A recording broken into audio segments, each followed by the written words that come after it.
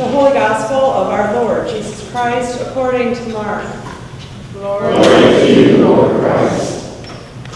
Jesus went on with the disciples to the villages of Caesarea Philippi. And on the way he asked his disciples, "Who do you say that I am?" And they answered him, "John the Baptist, and others Elijah, and still others one of the prophets."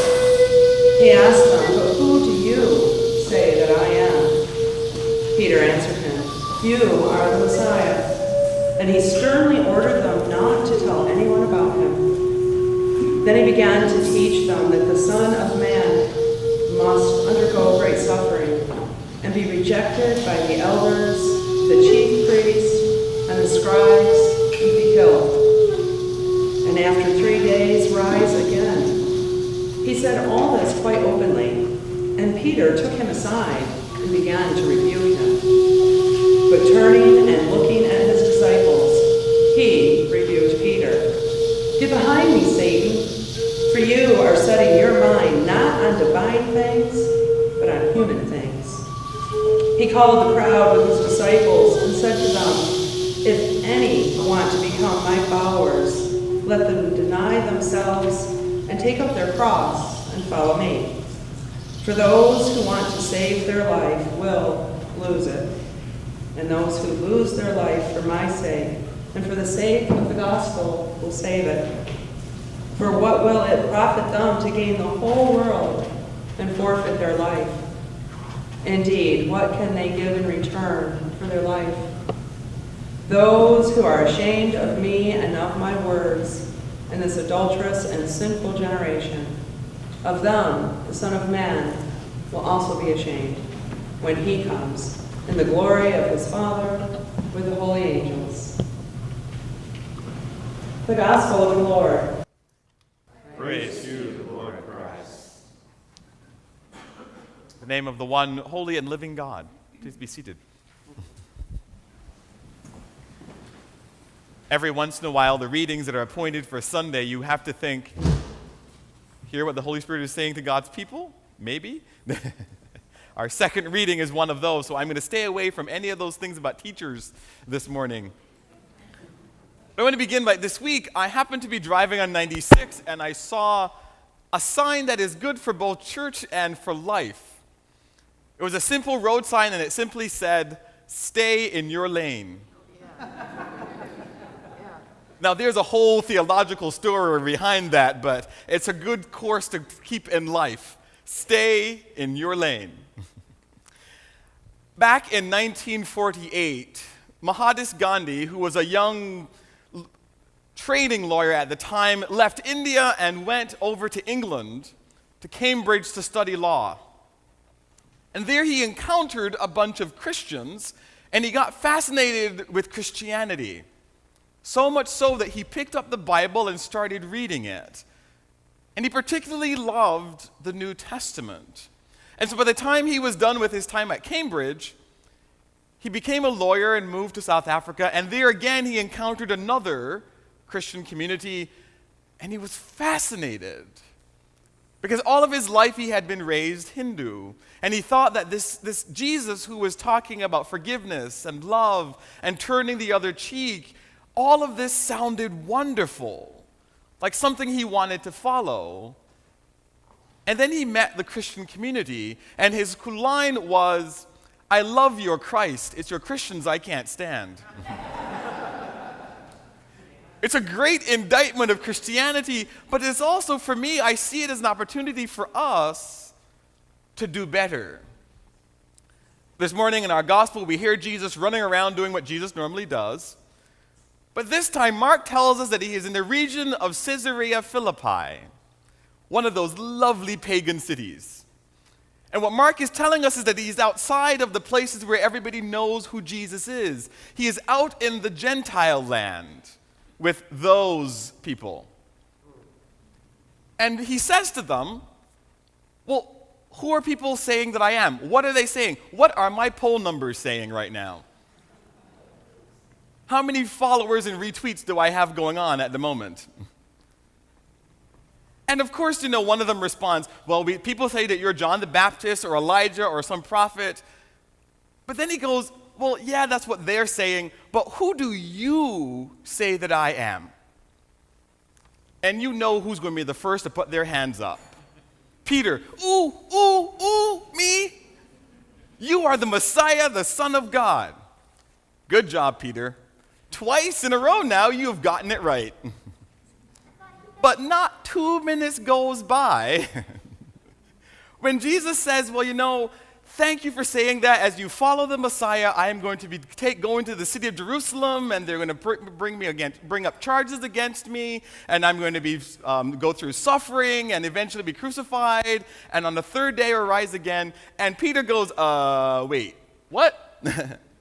You're going to go suffer? My Messiah doesn't suffer. My Messiah does not go and be captured by the scribes. You're supposed to go into Jerusalem on a white horse and crush the scribes and Pharisees. What is this going to go die thing you're talking about? And Jesus says to him, unless you do this, you have no part in me. Unless you can take up your cross and follow me, you will have no part in me. And Peter in the other gospel says, but Jesus, we have left our brothers and sisters, our wives and everything to follow you. What do you mean you're going to go die? But Jesus reminds him to take up your cross means to do the things that Jesus did. And the reality is, if we listen to what Gandhi actually said, we are a lot like that. We really do want a Christ, like Peter, that is not going to suffer. What we do is we create the image of the Jesus that we want, and then we follow that Jesus. And for many of us, that Jesus is a really cool bartering tool. Because how many of us are guilty of this? Well, Lord, if I get this, I promise you I'm going to go insert your favorite thing that you haven't done in a long time here. Well, Jesus, if you get me this parking spot right by the door, I'll be in church every Sunday. Of course, nobody here ever did that one. But we tend to create this Jesus that we can barter with. If I do X, Y, and Z, you'll do this for me and we'll be good. But the thing is, the Jesus that we create is the Jesus that we're going to decide to follow. And what the gospel for today calls us to do is to look to see this Jesus that we follow, and not what we say about him, but how our lives reflect who he is for us. As a culture, we see Jesus as Superman. We want someone who is going to swoop in and crush our enemies. We want someone who's going to say that neighbor that's been getting on your nerves, you know the neighbor I'm talking about. We want Jesus to come in and smite that neighbor. But the Messiah that we get comes in and says, love that neighbor. We want Jesus to come in and crush our enemies, kind of grind them into the ground because we want them punished. And what Jesus says to us instead is love your enemies.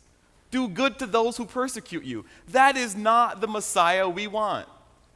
We want a Messiah who is going to come, kick butt, and take names. That's what Peter wanted. What we get instead is a Messiah who points us towards our better selves, who calls us to be different in a world that does not always value difference. You and I are called to be those Christians who reflect so much so God's infinite love, God's forgiveness, God's grace, God's loving, liberating, and life-giving presence in our lives, that people are drawn to be part of that. The challenge is, more often than not, we try not to be those lights that shine. That lamp that is lit and put it under a bushel basket is sometimes our response to following this Jesus. I find myself more often than not, if I'm walking through the grocery store, that somebody will come and talk to me. I have heard more personal stories in grocery stores than I ever wanted to hear. And most of the times, I'm not even wearing a collar. Think about that. No caller telling me everything about their lives. And the thing, maybe I should wear a collar more often. But my point is, we live in a world where people are looking for that example of Jesus, are looking for someone and someones to remind them of God's deep and infinite love. Because the projection of Christianity out there is not always love. Barna, who does research, did a research on asking people, when you think of Christianity, what is the first word that comes to mind? Anybody want to venture a guess what the response was? Back there? I saw a hand. No? Anybody? What would you guess was the first word that people said when they associate with Christianity? Christmas. Love. Judgmentalism. That was the number one. They saw Christians as being judgmental. Love was 59th on the list. To say that Christianity has a PR problem would be putting it mildly. So what Jesus calls us to do is to follow this Christ, to make our lives, our community, our households, our neighborhoods look more and more like that Jesus, that Messiah. To decide to follow a Jesus who calls us to love, who calls us to liberate a world that is in bondage towards fear and division, to be life-giving in a world that often is life-taking. But you and I are the ones who are called to follow this Jesus out into the world, to find Jesus out into the world, and not just say good things about him, but live lives that point towards him. St. Francis of Assisi said it best: preach the gospel, use words if you have to. That is what we are called to do. There's a small town in India where another person had converted to Christianity because of the preachings of an American Baptist. And his entire village gathered him, his wife, and his children together and said to them, "Are you Christian?" The man responded, "Yes, I am."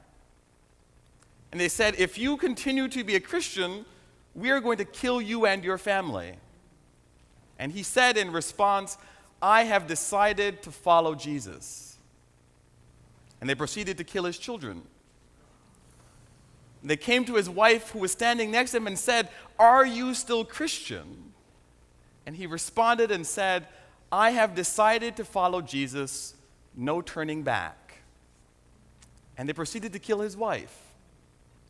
And they asked him again, "Your life is now on the line. Are you Christian? Are you following this Jesus?" And he says, the world behind me, the cross before me, I have decided to follow Jesus."